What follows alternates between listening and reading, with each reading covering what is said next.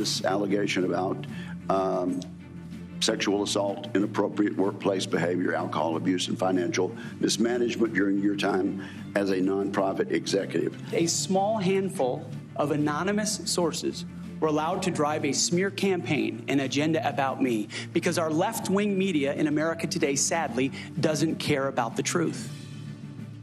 All they were out to do, Mr. Chairman, was to destroy me. That was Pete Hegseth on Capitol Hill today, fielding a question about misconduct allegations reported after President-elect Trump announced him as the pick to lead the Department of Defense. Let's bring in our reporter panel for today, say that 3 times fast, to further discuss today's confirmation hearing and more. We have Evan McMorris-Santoro, who is a reporter for NOTUS, and Andrew Desiderio, who is a senior congressional reporter for Punchbowl News. Gentlemen, thank you both so much for being here. Evan, I want to start with you, because we saw today a little bit in that exchange that you just heard that Hegseth was emphatically denying these accusations against him, specifically there tied to his previous work with 2 veterans nonprofit groups, calling the reporting a smear campaign. That seemed indicative, or at least the Republican responses to him seemed indicative that they are trying to get to yes here. What was your takeaway? Well, folks like me were watching, not from the Capitol where Andrew is, but, in our houses where I am right now.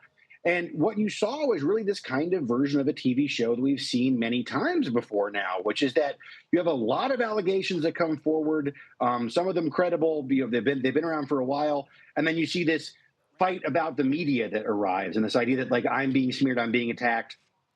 This has been a very successful way of thinking and way of approaching these kinds of allegations that we've seen in past confirmation hearings. And I think you're right. From what we saw from senators today, the Republican senators, that Mr. Hegseth needs to get this job, that it does seem to be working. I would say that, in the early days of this nomination, there were some thoughts that this might be a really tough one. He's kind of an unknown quantity to a lot of people in the defense industry. But as he now has emerged as kind of like a MAGA mascot, a person now with this, I'm persecuted by the media, there's a lot of ways now the Republican senators can get to yes on him. I think they're going to do it. Yeah, and Andrew, you're up on Capitol Hill. I know you've been following all this, covering the Senate very closely. So you have the senators in this committee who will have to vote him out of the committee, and then it obviously goes to the full Senate. We talk a lot about how Republicans have control over the Senate, but their majority isn't, that much. I'm curious what your sense from your reporting, is interesting how Ernst seemed to more inclined to Hegseth there. Do you have any sense of how other senators who may be on the fence might be inclined to actually support him?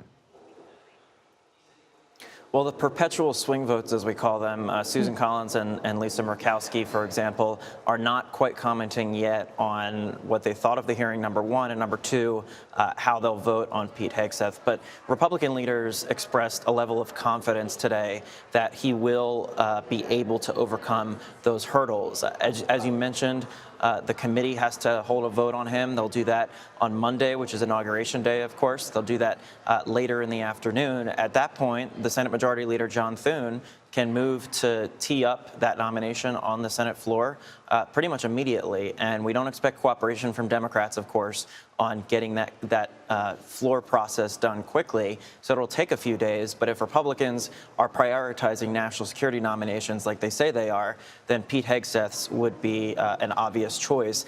Again, of course, assuming that he has the votes. As you noted, Republicans have a pretty slim majority here. They've got 53 votes. So that means that Hegseth can only lose 3 Republicans maximum before he's in very dangerous territory.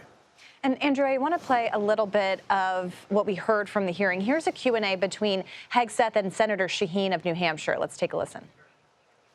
Why should women in our military, if you were the Secretary of Defense, believe that they would have a fair shot and an equal opportunity to rise through the ranks? If on the one hand, you say that women are not competent, they make our military less effective, and on the other hand, you say, oh no, now that I've been nominated to be the Secretary of Defense, I've changed my view on women in the military. Senator, I would say I would be honored to have the opportunity to serve alongside you shoulder to shoulder, men and women, black, white, all backgrounds, with a shared purpose.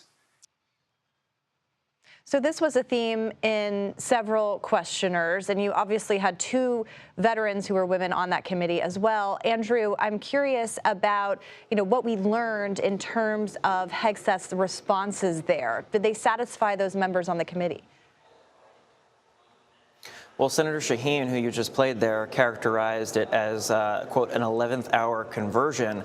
Obviously, as you noted, Senator Joni Ernst, Senator Tammy Duckworth are two female combat veterans who sit on that committee. The issue of women serving in combat roles in the military has been a perpetual sort of policy debate within that committee as part of the National Defense Authorization Act, which is the big piece of legislation that this committee is responsible for passing every single year. But I think it was most important that Senator Ernst, in particular, who's a Republican, expressed a level of satisfaction with Pete Hegseth's responses when it comes to this, because, based on her questions and the way she responded after Pete Hegseth, talked about this issue and then proceeded to promise to appoint a senior official within DOD leadership to address sexual assault, which is another issue that Senator Ernst cares a lot about. She appeared to be satisfied with those responses. So I think that virtually guarantees that Pete Hegseth will clear that key hurdle on Monday, the getting out of committee. Again, it's still an open question right now as to whether he'll have enough votes on the floor to get confirmed. But as I mentioned before, Republican leaders seem pretty confident right now that he will get the requisite votes. Yeah, the chairman of that committee calling it a triumph at the end. Evan, I want to ask you about some of these other confirmation hearings coming this week, because you have Hegseth today, who's among the more controversial picks. But tomorrow you're going to have Senator Marco Rubio, who's up for Secretary of State. I mean, that seems like a layup here. What should we expect? Yeah, I mean, it does help to be a sitting senator to go before other senators to be confirmed. It's a nice way of doing it.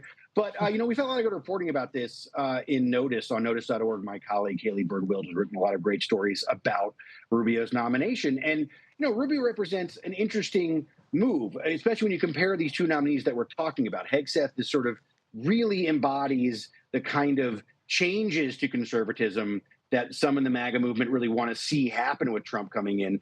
Whereas Rubio is seen as, by many in the sort of, foreign policy mainstream as a guy they can work with, a guy that they've thought about before and, maybe respect and respect his positions. This is a different kind of nomination than the Hegseth nomination. And I do think that based on what we've seen so far, he's going to have an easier time of it. The question for him really comes when he gets into the administration, and he may find himself clashing with some of the points of view that come from guys like Hegseth when it comes to foreign policy positions and how that's all going to play out. But I do think he's on a smoother path than some other nominees. Yeah, that's a fascinating dynamic to watch as we go forward, and also tomorrow will be interesting to see as kind of the bookend to a very interesting relationship that, of course, that Marco Rubio has had with Donald Trump. So we shall stay tuned, and I know you both will be covering it all for us. Evan and Andrew, thank you so much for your time. Thanks.